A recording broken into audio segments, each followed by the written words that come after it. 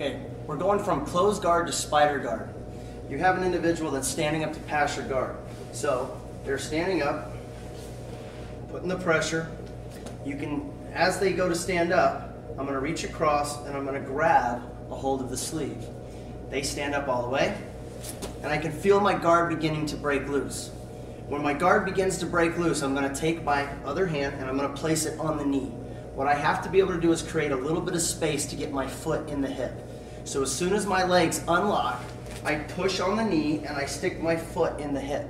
Now my next concern is I don't want him to control my other leg. If he does, he'll be able to pass my guard. So I create my space and I stretch my leg out as far as I possibly can. Do a straddle, if you will. Now, he cannot pass on this side because I have control with my hand, my foot, and my arm. On the other side, it's too far away. When he starts to move in that direction, he's going to be going to where I want anyway to put him in spider guard. Now from spider guard, it's very important that I control his posture and his hips. One of the things he would like to do is step very close to me and push his hips forward and get his back straight. So I let go of the knee and I switch my grip and pass it to my other hand. I now reach up and grab the lapel on the same side as the arm I'm controlling. Now from here, you get a push and pull movement. I'm going to pull his lapel and arm towards me, and I'm going to push my legs away from me as tight as I can. Now that his hips are back, it's very, very difficult for him to come in and get control of my legs to pass my guard. This puts me in a great position to set up a triangle choke. I'm now going to shoot my foot over the arm and drop like a heel. Drop my heel like a hammer right in the middle of his back. And I'm going to pass my other leg on the top of it to cross-lock my feet to get a good secure position. I'm now pushing the arm all the way across, and I'll pin and hold it with my hand. From here, I can either continue to hold or I can grab his head and control his posture, whichever you prefer. Reach up, grab your own shin. Very common mistake is people unlock their feet and then grab their shin. Keep the lock. You can control movement with your legs. I can push him away, I can pull him to me. I grab my shin, I unlock my feet, and I have to change my angle. My foot goes in the hip, and I spin my head towards the arm I have under control. When you do this, imagine you're gonna punch the back of their neck with your calf. So when you spin, pull that calf down, punch the back of the neck. From here, shoot the other foot up in the air as high as possible, and figure four your legs. Take your knee and turn your knee towards their head to take away that space. Now from here, lift your hips, pull the head down, and submit your opponent with the triangle choke. Going from closed guard to spider guard. You have an individual standing up to pass your guard, very common. He stands up, I can feel my guard starting to break free, so I cross grab his sleeve. Now I need to create enough space on the leg to be able to get my foot into his hip. So as soon as I feel my legs unlock, I push on the kneecap to get my foot into the hip. Now I create even more space and stretch my leg out as far as I possibly can.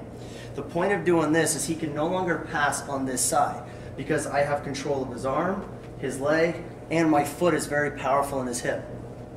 For him to come over to this side, he has to travel a great distance. In the process of doing so, I'm going to return back to spider guard. I'm now going to switch my grip, and I'm going to reach up and grab the same side lapel as the arm that I'm controlling. Now from here you want to get a push-pull movement. I'm going to push with my leg as hard as I can and pull his upper body down as tight as I can, keeping my foot on the bicep nice and tight. By doing this, he can no longer push his hips forward. One of the ways he would love to pass is if he actually walked forward, stood straight up, and pushed his hips forward. Now you can see my feet no longer have the effectiveness of a spider guard. So if I can control the posture down and keep his hips back, it makes it very difficult for him to pass. Now this sets up a beautiful submission in the triangle choke. I shoot my foot over the shoulder and pull my individual down. I drop my heel right in the middle of the back as if I was doing an axe kick right in the back. And I pass my other leg over the top. This puts a lot of weight to help to keep the individual down and harder to get up. I'm now going to push the arm across and hug it tight into the hip. You can either continue to hold the arm or you can now start to control the head and use your elbow to hold the arm, whichever one you prefer. Now, common mistake. A lot of people unlock their leg and then reach up to grab their shin. It's wrong because you're gonna have a hard time holding the person down. Reach up, grab your shin first. Now it's all about angle. Unlock, put your foot in the hip, and I want you to envision taking your calf and punching the back of their neck with the calf.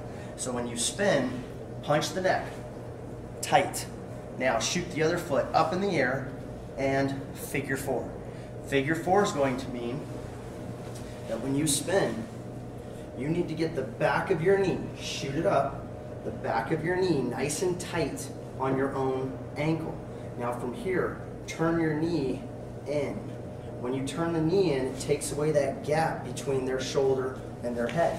So once I'm in position and I lock, you'll notice how I turn my knee in, tightening up that gap.